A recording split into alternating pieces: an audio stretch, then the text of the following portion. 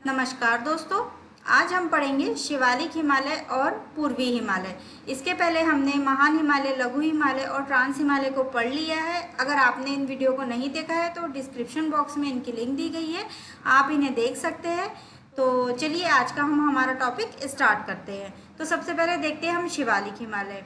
तो जो शिवालिक हिमालय है वो हिमालय की सबसे बाहरी और नवीनतम श्रेणी है। ठीक है, ये हिमालय की अन्य श्रेणियों की तुलना में कम ऊंची है। ठीक है, हिमालय शिवालिक जो श्रेणी है, शिवालिक जो हिमालय है वो हिमालय की अन्य श्रेणियां जैसे महान हिमालय, लघु हिमालय, इनकी तुलना में क्या है, कम ऊंचा है।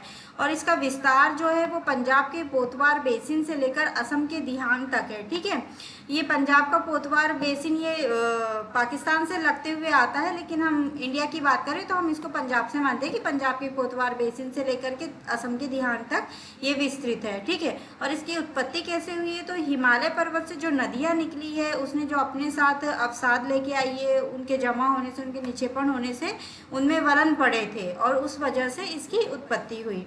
पश्चिम में ये जो श्रेणी है, शिवालिक श्रेणी, वो पश्चिम में 50 किलोमीटर चौड़ी है। ठीक है, पश्चिम में ये 50 किलोमीटर चौड़ी है और पूर्व में सिर्फ 15 किलोमीटर चौड़ी है। और इसकी जो औसत ऊंचाई है वो 600 से 1500 मीटर तक है। ठीक है, शिवालिक पहाड़ी जो है इसको जम्मू में जम्मू पहाड़ियों के नाम से जाना जाता है। अरुणाचल प्रदेश में डफला, मीरी, अबोर, मिशमी, इनके नाम से जाना जाता है। ठीक है, अरुणाचल प्रदेश में किन नामों से जाना जाता है, इन नामों से जाना जाता है इनको। ठीक है, और जम्मू में जम्मू पहाड़ियों के नाम से जाना जाता है। शिवालिक और लघु हिमालय के बीच कई जो समतल संरचनात्मक जो घाटियां हैं, उनको जो पश्चिम और मध्य भाग में, मतलब शिवालिक हिमालय के पश्चिम और मध्य भाग में इनको क्या कहा जाता है, दून कहा जाता है, और पूर्व में इनको द्वार कहा जाता है। जैसे देहरादून और हरिद्वार ये कहाँ पर स्थित है, तो शिवालिक और लघु हिमालय के बीच में स्थित है। इस तरह के क्वेश्चन पूछे जाते हैं तो आप इनको ध्यान रखेंगे। शिवालिक का जो निचला भाग है उसको क्या कहते हैं, तराई कहते हैं। अब तराई क्यों कहते हैं, क्योंकि ये दलदली और वनों से ढका हुआ क्षेत्र है, इसलिए इसको तराई कहते हैं। ठीक है, पश्चिम बंगाल में तीस्ता और रायडक नदियां परस्पर मिलकर 90 डिग्री का चौड़ा जो रिक्त स्थान बनाती है, 90 किलोमीटर का। मतलब कि यहाँ बस इतना समझिए कि पश्चिम बंगाल के पास जाते जाते तक शिवालिक जो श्रेणी है वो बिल्कुल अदृश्य हो गई है, मतलब हमको दिखाई नहीं देती है। उसके बाद इसको मैप से देख लेते हैं। इसके पहले भी मैंने मैप बताए हैं ट्रांस हिमालय के, लघु हिमालय के, महान हिमालय के। ठीक है, आज थोड़ा शिवालिक हिमालय के पर्पज से भी देख लेते हैं। तो ये है काराकोरम श्रेणी, ठीक है, ये लद्दाख श्रेणी, और यही थोड़ा आगे जाके ये कैलाश श्रेणी। ठीक है, उसके बाद ये है जास्कर श्रेणी, फिर ये है महान हिमालय श्रेणी, ये है लघु हिमालय श्रेणी, और ये क्या है, ये है शिवालिक हिमालय श्रेणी। इसका आप देख सकते हैं ये पंजाब, यहाँ पंजाब ये वाला जो क्षेत्र है यहाँ पंजाब पड़ेगा। ठीक है, उसके पोतवार बेसिन से लेकर के ये यहाँ तक फैली हुई है। ठीक है, ये पूरी, वैसे तो यहाँ तक ये इस तरीके से ये फैली हुई है। तो ये वाला जो भाग है ये पूर्वी हिमालय कहलाता है, और इसका अरुणाचल प्रदेश तक के दिहांग वाला जो भाग है वो शिवालिक हिमालय के अंतर्गत माना जाता है। उसके बाद जो इधर दक्षिण की तरफ ये नीचे की ओर मुड़ जाती है, ये वाला भाग पूर्वी हिमालय के अंतर्गत आता है। ठीक है, तो आपने इसकी स्थिति देख ली है। अब आगे हम पूर्वी हिमालय के बारे में देखते हैं। तो जो पूर्वी हिमालय है, जो उसकी जो पूर्वी सीमा है वो कौन तय करती है, ब्रह्मपुत्र नदी तय करती है। ठीक है, हिमालय की जो सबसे पूर्वी सीमा का निर्धारण करती है, ठीक है, क्या करती है, ब्रह्मपुत्र नदी। हिमालय जो है वो दिहांग आर्च के पास दक्षिण की ओर मुड़ जाता है। ठीक है, दिहांग आर्च अभी मैंने वहाँ बताया कि कैसे इस साइड में की ओर मुड़ गया है और पूर्व की तरफ जो है फैल गया है। ठीक है, तो यहाँ पे पाई जाने वाली श्रेणियाँ कौन कौन सी है, तो जो डफला, मीरी, अबोर, मिशमी, ये वाली जो श्रेणियां हैं वो ये अरुणाचल प्रदेश में पाई जाती है। ये आप देख सकते हैं, ये डफला, मीरी, है ना, अबोर, मिशमी, ये सब कहाँ पाई जा रही है, ये अरुणाचल प्रदेश वाले भाग में पाई जा रही है। और ये जो पटकई भूमि है, ठीक है, पटकई भूमि जो है वो अरुणाचल प्रदेश और म्यांमार की सीमा बनाती है। ठीक है, पटकई भूमि पहाड़ी क्या करती है, अरुणाचल प्रदेश और म्यांमार की सीमा बनाती है। उसके बाद नागा पहाड़ी कहाँ पर है, नागा पहाड़ी नाम से ही समझ में आ रहा होगा, नागालैंड में। ठीक है, उसके बाद जो मणिपुर पहाड़ी है वो मणिपुर में है। मिजोरम जो श्रेणी है, मिजो श्रेणी कहाँ पर है, मिजोरम में, यानी इन्हीं के नाम से इन क्षेत्रों का नाम पड़ गया। त्रिपुरा जो श्रेणी है वो त्रिपुरा में है, ठीक है, ये तो नाम से आप समझ में आ रहे हो। उसके बाद मेघालय में कौन कौन सी श्रेणी है देख लेते हैं। गारो, खासी, जयंतियाँ, ये कहाँ पर है, ये मेघालय में स्थित है। और ये जो मिकिर श्रेणी है वो असम में स्थित है। और ये जो बरेल श्रेणी है, असम, मणिपुर और नागालैंड, ठीक है, असम, मणिपुर और नागालैंड, इनकी जो क्या है सीमा बनाती है, ठीक है। ये मतलब इन राज्यों में फैली हुई है, कौन कौन सी, असम, मेघालय, सॉरी, असम, मणिपुर और नागालैंड, इन राज्यों में, 3 राज्यों में कौन सी श्रेणी फैली हुई है, बरेल श्रेणी, ठीक है। उसके बाद मेघालय का देख लिया। अब इनका पश्चिम से पूर्व की ओर क्रम देखें तो जो डफला, मीरी, अबोर, मिश्मी, इनको आप ये देखिए मैप में, पश्चिम से पूर्व की ओर इनका क्रम, तो ये देखो डफला, मीरी, अबोर, मिश्मी, पश्चिम से पूर्व की ओर इनका ये क्रम है। उसके बाद ये मेघालय की पहाड़ियों का पूर्व की ओर क्रम, तो गारो, खासी, जयंतियाँ, मिकिर, ठीक है। उसके बाद उत्तर से दक्षिण की ओर इनका क्रम देखेंगे तो सबसे पहले क्या दिख रहा है हमको, मिश्मी, फिर पटकाई बूम, फिर नागा, फिर मणिपुर, फिर मिजोरम, फिर त्रिपुरा, ठीक है। ये वाला जो त्रिपुरा को छोड़ दे तो यहाँ से 1 2 3 4 ये जो पहाड़ियाँ हैं ये उत्तर से लेकर दक्षिण की ओर फैली हुई है। अब इनको आप दक्षिण से उत्तर की ओर भी इसी तरीके से पढ़ सकते हैं, पूर्व से पश्चिम की ओर इनको इस तरीके से पढ़ सकते हैं आप, ठीक है। अब आके इसकी कुछ महत्वपूर्ण, ये मैंने लिख दिया है, आप लोग को ना समझ में आए तो यहाँ से भी आप लोग नोट कर सकते हैं इसको।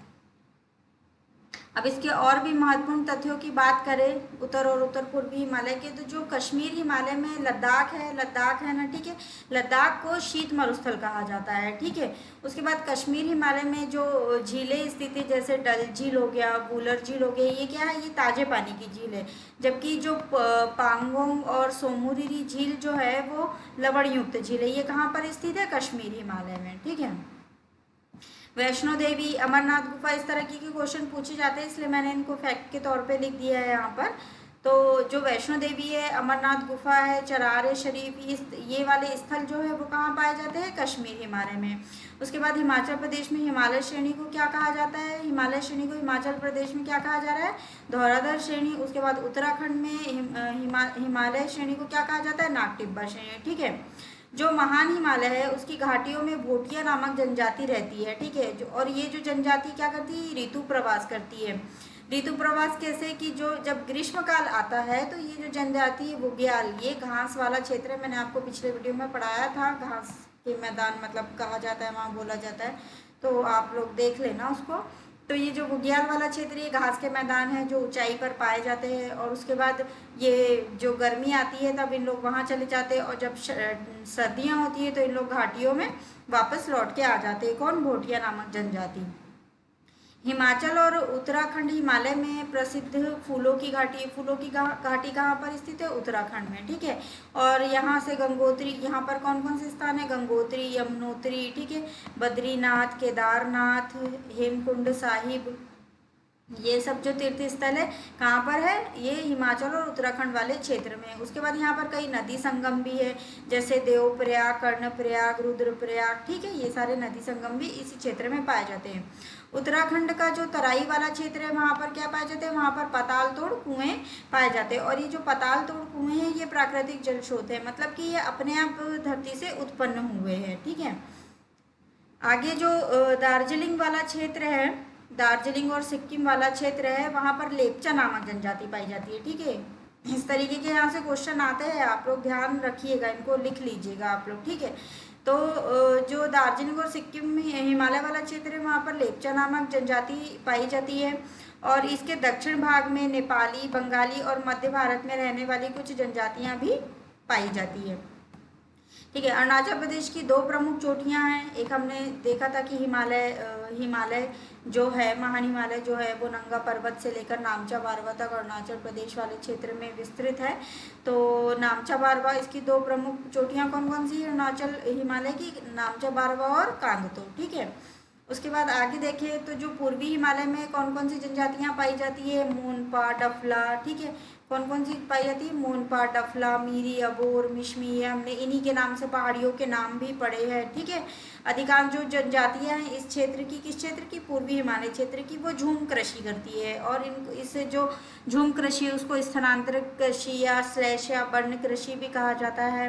ठीक है। जो मणिपुर घाटी के मध्य क्या स्थित है, लोकटक झील। पूर्वी भारत है उसकी सबसे प्रसिद्ध झील कौन सी है, लोकटक झील है। ठीक है, तो ये कहाँ पाई जाती है, मणिपुर घाटी के बीच में पाई जाती है और इसके चारों तरफ ये जो क्या है, पहाड़ियों से घिरी हुई है। मिजोरम को मोलिसिस बेसिन की संज्ञा भी दी गई है।